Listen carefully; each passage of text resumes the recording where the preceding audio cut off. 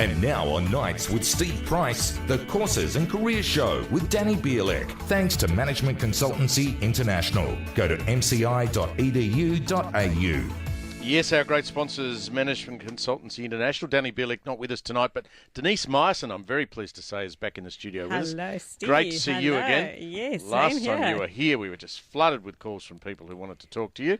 We're going to talk about the nature of work tonight. That's right. And how it's changing. And I would throw out to people tonight on 131873, how has your actual carrying out of your job changed for you over the last couple of years? Has it altered completely?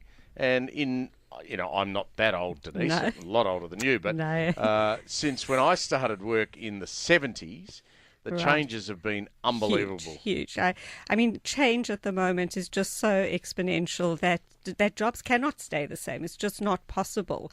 And unfortunately, how I see it is that the school curriculum doesn't always support what's happening in the workplace. The curriculum is sometimes from the 1970s, whereas the skills in the modern workplace are nothing related to passing exams, writing tests on your own. I mean, here as well, people work in teams. We've got a fabulous team in the studio right now. If you don't have team working skills, how are you going to survive in the new workplace?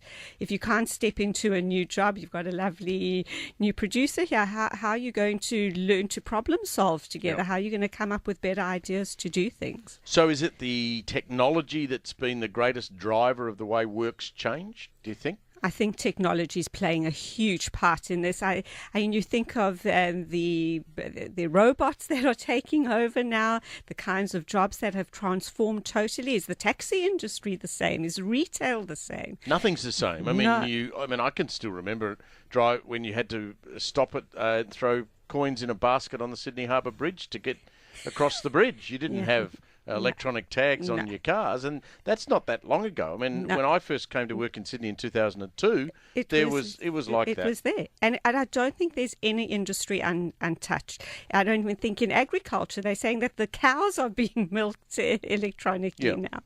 So people are going to have to consider for their own careers whether the skills they have are now appropriate for the workplace now and into the future. Well, that's the business you're in. I mean, sometimes I look at all of this and say these advances in technology and changing face of how we work is detrimental to lifestyle, because so many jobs have just disappeared that could be done by people are now done by machines. Or outsourced.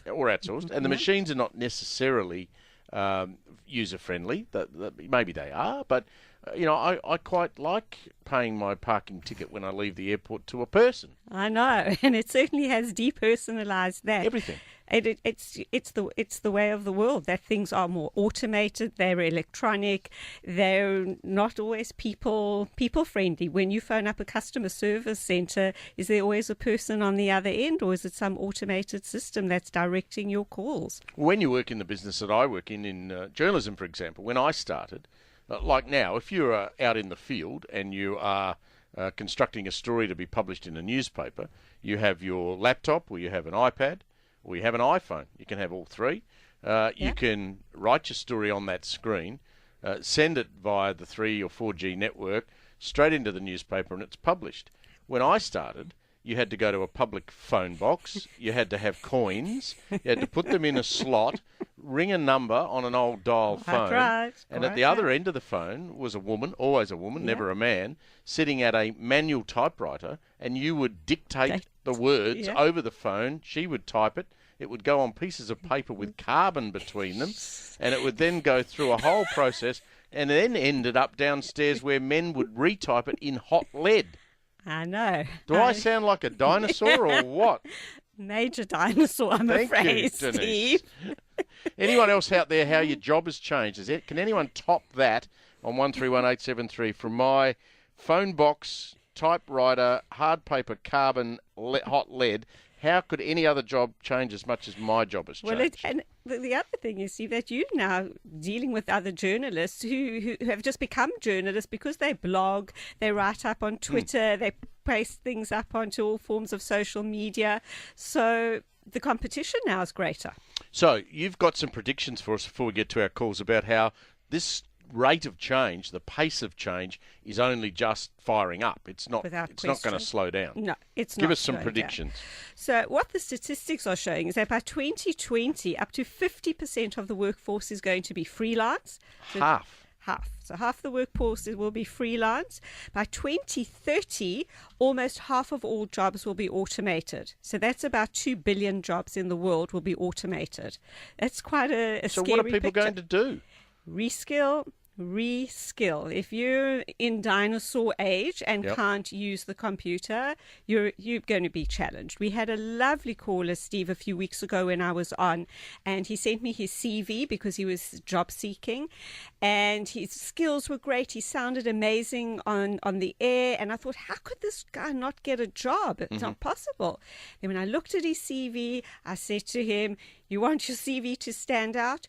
You need to update your IT skills, and it couldn't format properly. You get left behind really quickly. Yeah, you do. And so many people of the 50-plus age bracket, 55-plus, pretend sometimes that they can use a computer. They have the basic skills to log on, read an email, send an email, read a website, but try and extrapolate that out to using that machine to do anything else. Send this out in Can't this do it. format, And those things are constantly evolving with so much new data, so much new information out there that it is challenging to keep the pace. It's very tough. Greg's online. How are you, Greg? Yes, I'm very well. Thank you for taking my call. And Denise is here. Denise. Yes. Hi. Hi. Essentially, we're conflicted here. This is a bipolar discussion about workforce participation, because what's driving the automation in my suburb, we've closed the sort of traditional bank branch and got one of those little funny sort of quasi branches. Yes. The basically what was behind it was reduction in staff levels. And I went in there very circumspect and said, well, I put checks in and they get cleared provisionally instantly.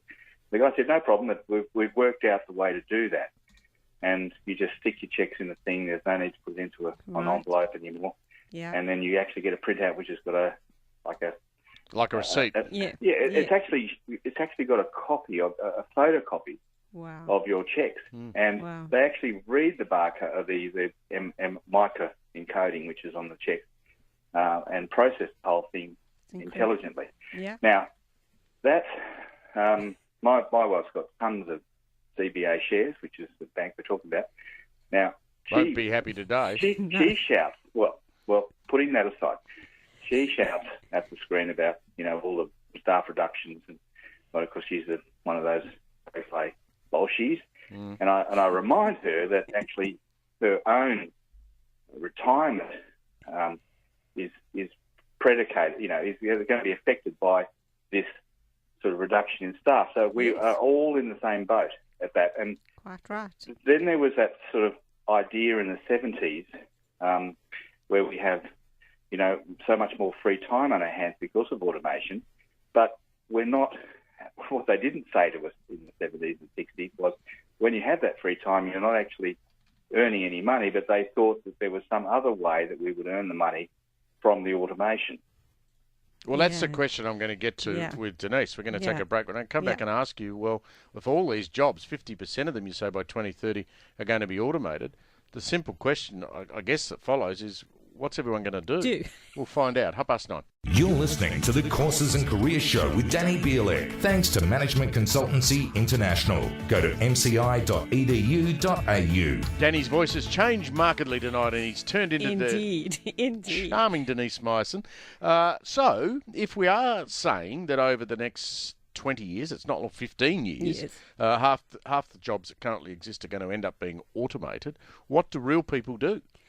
They look for the gaps in the marketplace and they become more entrepreneurial. The one thing that a machine cannot replace is our imagination. Ideas. Our ideas, our innovation, our creativity cannot be replaced by a machine.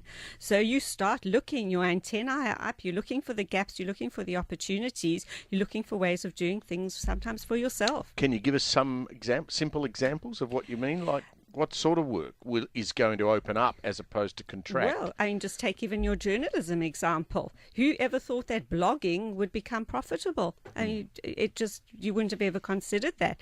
And yet bloggers, people who make unbelievable YouTube videos are making a fortune.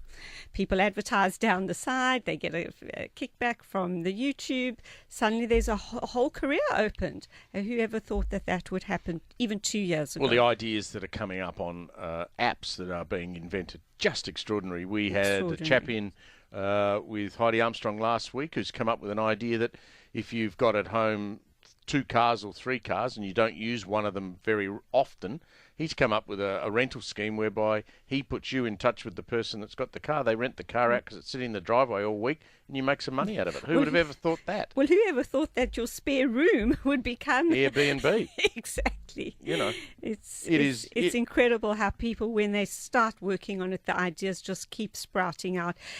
It's still, to me, that's a challenge because at school we're not really taught how to. Well, you've said that a couple of times. That problem worries me. Why is the education department not keeping up pace with the pace of fundamental change in the workplace? Because Surely it's their run job by is to produce people to go and get jobs, isn't it? It is. It's run by politicians, not by educationists who go out there, find the latest theories, the ideas, bring and put them into place in schools. To try and change a curriculum can take years here. And the arguments that go backwards and forwards, should this set work be on? Should that work be on? How are we going to test the literacy, the numeracy, which are all individual tests? And as we said earlier, they don't take into account how you work in a team, how are kids presented with problems that they can think about in different ways. Well, the thing about MCI is it trains people and fills in gaps in their knowledge and gaps in their CV, because too often schools are churning out kids that get high ATARs, go off to do a degree in a field in which there's no work. No. We're producing far more lawyers than we don't need them. Exactly. And the sad thing in school as well, and we meet so many students, Steve, where it breaks my heart that they are lacking in motivation, lacking in confidence. I don't know what the schooling system's done to them. It's kind of bashed them on the head. It is so sad. We don't have to these days teach them at school computer skills because they're all electronically literate. That is their language now. They can all teach us. So it's not that area that's lacking. No. It's a vision to where the modern jobs are going to come from, and that's what schools should be teaching. Absolutely. But I mean, you're almost talking yourself out of business though, because people have now got to come to you to get retrained, which is what the business you're in. Yeah. And that's what we try and do, is give people skills so that they can problem solve, so they can work through ways of having all these ideas. How do you know from all those ideas which are the ideas that are going to actually fly? The guy that rang us that night and came and saw you, did you get the sense that he would be able to go out and do that and retrain? Oh, definitely. It just needs the motivation. That's all.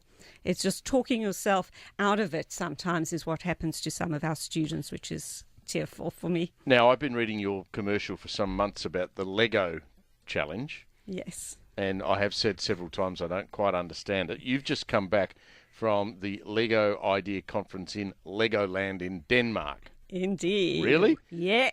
And what did they teach you at the Legoland in Denmark? They taught us quite a bit, I must say. Quite an interesting group of people arrive from all over the world, and they talk a lot about jobs and work of the future.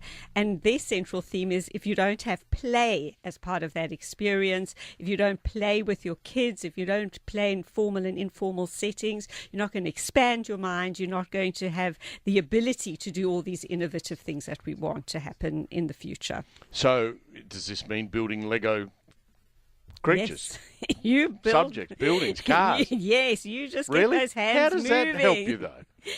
What they say is that things connect and disconnect and then reconnect in different ways. So the more you move your hands and the more you just enjoy play, the more you open your mind to different kinds of experiences. Sounds like Lego being very clever in expanding their products. Very, very clever. And finding a niche for themselves in Absolutely. modern work. But backed up by a lot of research. So they have the Lego Professor of Creativity at MIT and Harvard professors all doing research into the benefits of play. So it's not simply a marketing gimmick. It's certainly based on some strong foundations of theory as well. And you came back convinced? Totally. So totally. See it in action. It's just it works. incredible. So in It any works. company listening to us, any bosses listening to us, how would that work in a normal business?